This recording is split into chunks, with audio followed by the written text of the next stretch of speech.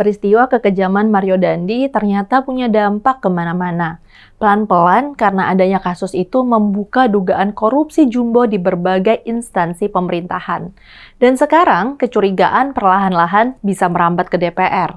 Kalau kita baca data KPK, banyak banget anggota DPR dan DPRD yang ternyata kaya raya.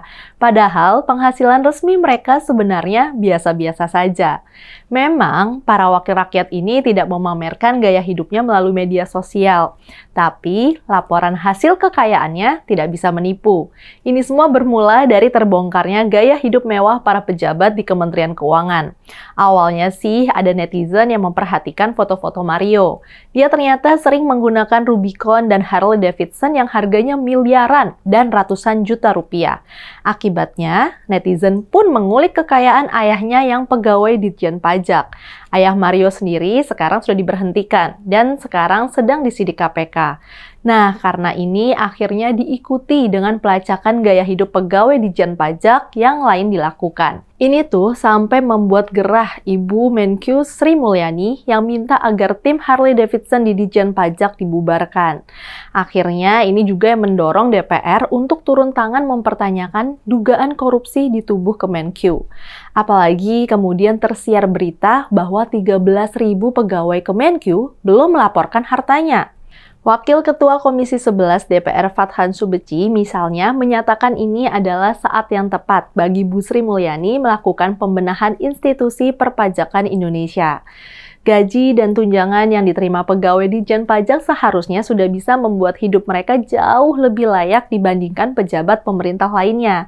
Ada dugaan para pegawai pajak itu main mata dengan wajib pajak. Kalau memang terjadi, itulah yang dianggap sebagai penyebab rendahnya pemasukan pajak di Indonesia. Dugaan-dugaan semacam itu sekarang ramai dimunculkan di dunia online. Memang sih nggak ada bukti resmi yang diungkapkan, tapi banyak netizen yang bercerita tentang permainan-permainan yang dilakukan petugas pajak dengan para wajib pajak. Ini semua memang akan jadi pekerjaan rumah buat Ibu Sri. Tapi di sisi lain ada juga hal yang menarik. DPR mempertanyakan integritas Ditjen Pajak dan Kemenkyu karena kekayaan yang mereka miliki. Tapi sebenarnya hal serupa bisa ditujukan pada anggota DPR sendiri. Coba kita baca laporan Komisi Pemberantasan Korupsi tentang potret harta kekayaan para penyelenggara negara tahun 2020. Berdasarkan data KPK, anggota DPR dan DPRD memiliki rata-rata harta kekayaan paling tinggi dibanding penyelenggara negara lainnya. Rata-rata harta kekayaan yang dimiliki anggota DPR mencapai 23 miliar rupiah. Sedangkan rata-rata harta kekayaan anggota DPRD adalah 14 miliar rupiah. Itu memang bukan penghasilan per tahun ya, tapi jumlah total setelah 1 kali masa jabatan sekitar 5 tahun. Dengan kata lain, diperkirakan penghasilan anggota DPR per tahun sekitar 4 miliar dan anggota DPRD hampir 3 miliar. Apalagi kalau perhatian difokuskan pada pimpinan DPR. Kekayaan Ibu Puan Maharani pasti sangat fantastis. Kekayaannya pada 31 Desember 2020 adalah sebesar 382 miliar rupiah. Ini merupakan peningkatan tajam dari kekayaan dia setahun sebelumnya. Pada Desember 2019, kekayaan yang dilaporkan adalah 364 miliar. Jadi dalam 1 tahun terdapat peningkatan sekitar 18 miliar rupiah. Wakil Ketua DPR Sufmi Dasko Ahmad dari Partai Gerindra juga mengalami kenaikan tajam penghasilan dalam setahun. Pada Desember 2020, harta kekayaannya mencapai 76 miliar rupiah. Sementara setahun sebelumnya, harta yang dilaporkannya 45 miliar rupiah. Jadi, ada kenaikan 31 miliar dalam 1 tahun. Yang terbesar tentu saja Wakil Ketua DPR dari Partai Nasdem, Rahmat Gobel. Hartanya pada 31 Desember 2021 mencapai hampir 500 miliar rupiah. Ini merupakan peningkatan drastis jika dibandingkan saat dia menjabat di Kementerian Perdagangan periode 2014 sampai 2019. Harta Rahmat Gobel saat itu hanya sekitar 294 miliar rupiah.